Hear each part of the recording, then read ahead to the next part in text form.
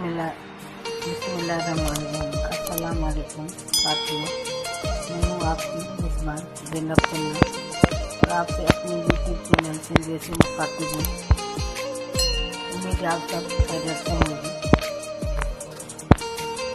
सामने आज मैं बात करूँगी एक प्यारी हस्ती, मोतबर हस्ती, दीनदार और मुत्तकी परहेजगार हस्ती के बारे में।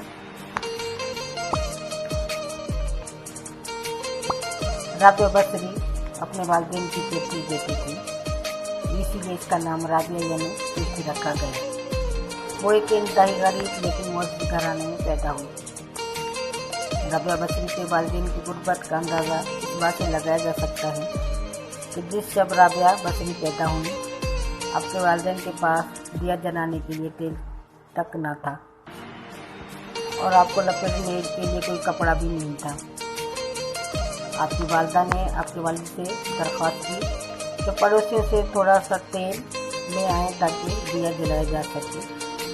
आपके वालिद ने पूरी ज़िंदगी अपने खालिक हकीम के अलावा किसी के आगे हाथ ना फैलाया था। चुनांचा वो पड़ोसी के दरवाजे तक तो गए लेकिन खाली हाथ वापस लौट आए। रात को राबिया बसरी के वालिद को ख्वाब में हुज़ूर पाक सल्लल्लाहु अलैहि वसल्लम की ज़ियारत नसीब हुई और आप सल्लल्लाहु अलैहि वसल्लम ने राबिया के वालिद को बशारत दी कि तुम्हारी नौमौलूद बेटी खुदा की बरगीज़ीदा बंदी बनेगी और मुसलमानों को सही राह पर लेकर आएगी।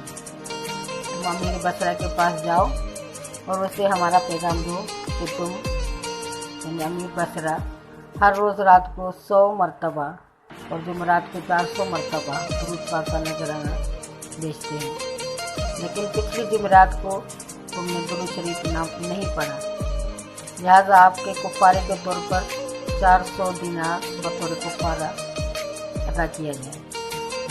ये पैगाम पहुँचाने वाले को देते। राबिया बसरी के वालिद उठे और अमीर बसरा के पास पहुँचे। इस दौरान आपकी आंखों से खुशी के आंसू जारी थे। जब अमीर बसरा को राबिया बसरी के वालिद के जरिए हुज़ूर पाक सल्लल्लाहु अलैहि वसल्लम का ये पैगाम मिला तो वो ये जानकर इंतहाई खुश हुआ कि नबी आखिरी ज़मां सल्लल्लाहु अलैहि वसल्लम की नज़र में हैं। इसने शुक्राने के तौर पर फ़ौरन $1000 1000 दिनार कुर्बा में तकसीम कराए और 400 दिनार राबिया बसरी के वालिद को अदा किए और इनसे दरख्वास्त की कि जब भी किसी चीज़ की ज़रूरत हो बिला झिझक तशरीफ़ लाएं। इस अरसे के बाद राबिया बसरी के वालिद का इंतकाल हो गया।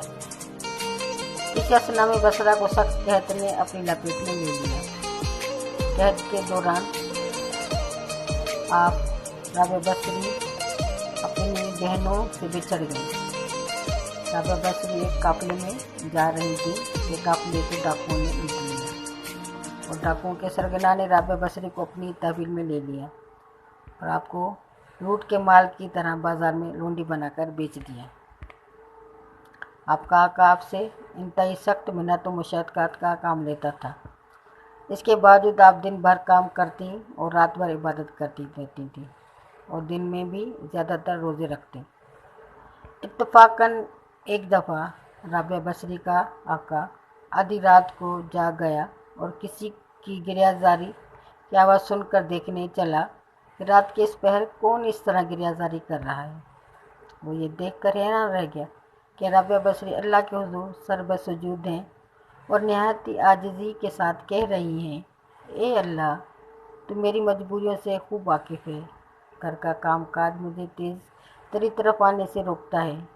तू मुझे अपनी इबादत के लिए पुकारता है, मगर मैं जब तक तेरी बारगाह में हाज़िर होती हूँ नमाज़ों का वक्त गुज़र जाता है। इसलिए मेरी मुआज़रत कबूल फरमा और मेरे गुनाह को माफ़ फरमा। अपनी कनीज़ का ये कलाम और इबादत का ये मंज़र देखकर राबिया बसरी का मालिक खौफ़े खुदा से लरज़ गया। इसने ये फ़ैसला किया कि ऐसी अल्लाह वाली कनीज़ से अपनी खिदमत कराने के बजाय बेहतर है ये होगा कि खुद इसकी खिदमत की जाए। सुबह होते ही वो इसकी खिदमत में हाज़िर हुआ और अपने फ़ैसले से आपको आगाह किया। اس نے کہا کہ آج سے آپ میری طرف سے آزاد ہیں، اگر آپ اسی گھر میں قیام کریں تو میری خوش نصیبی ہوگی، وگرنہ آپ اپنی مرضی کے مالک ہیں۔ تاہم اگر آپ یہاں سے کوچ کر جانے کا فیصلہ کرتی ہیں تو میری بس ایک درخواست ہے کہ میری طرف سے کی جانے والی تمام زیادتیوں کو اس ذات کے صدقے معاف کر دیں جس کی آپ راتوں کو جاگ کر عبادت کرتی ہیں۔ سبحان اللہ۔ اللہ تعالی ہمیں ایسی ہستیوں کی پیروی کرنے کی توفیق عطا فرمائے اور ہمیں اپنے عبادت گزار بندوں میں شامل کرے اور ہماری عبادتوں کو قبول فرمائے اور مقبولیت دیں۔ اللہ حافظ۔